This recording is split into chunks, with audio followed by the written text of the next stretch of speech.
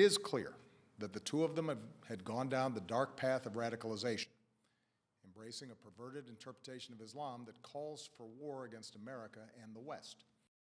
What we can do, and must do, is make it harder for them to kill.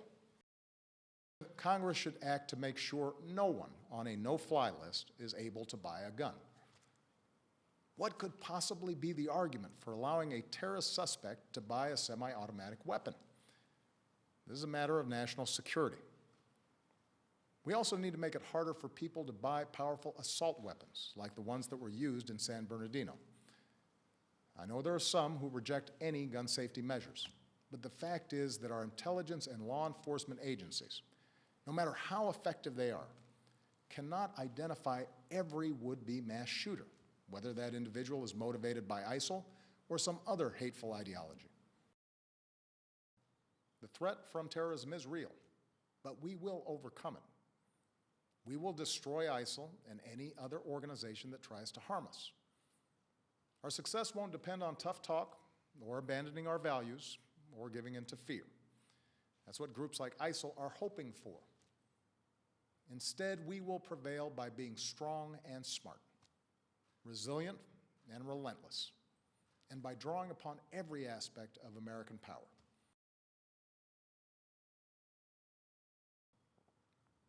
First, our military will continue to hunt down terrorist plotters in any country where it is necessary.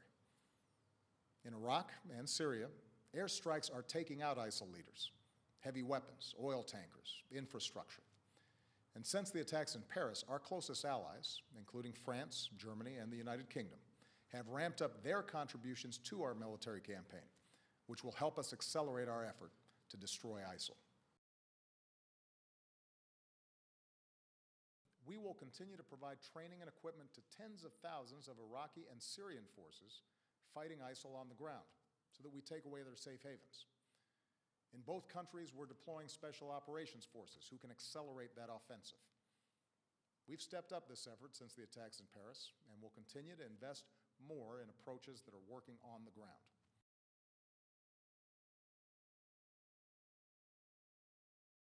We're working with friends and allies to stop ISIL's operations, to disrupt plots, cut off their financing, and prevent them from recruiting more fighters. Since the attacks in Paris, we've surged intelligence sharing with our European allies. We're working with Turkey to seal its border with Syria. And we are cooperating with Muslim-majority countries and with our Muslim communities here at home to counter the vicious ideology that ISIL promotes online. With American leadership, the international community has begun to establish a process and timeline to pursue ceasefires and a political resolution to the Syrian war. Doing so will allow the Syrian people and every country, including our allies, but also countries like Russia, to focus on the common goal of destroying ISIL.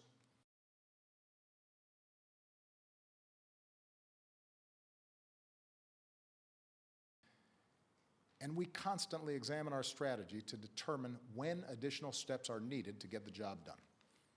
That's why I've ordered the Departments of State and Homeland Security to review the visa waiver program under which the female terrorist in San Bernardino originally came to this country. And that's why I will urge high-tech and law enforcement leaders to make it harder for terrorists to use technology to escape from justice.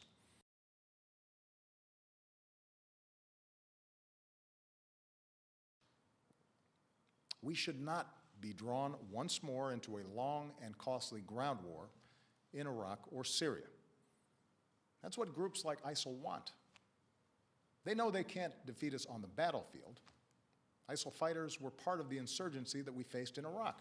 But they also know that if we occupy foreign lands, they can maintain insurgencies for years, killing thousands of our troops, draining our resources, and using our presence to draw new recruits.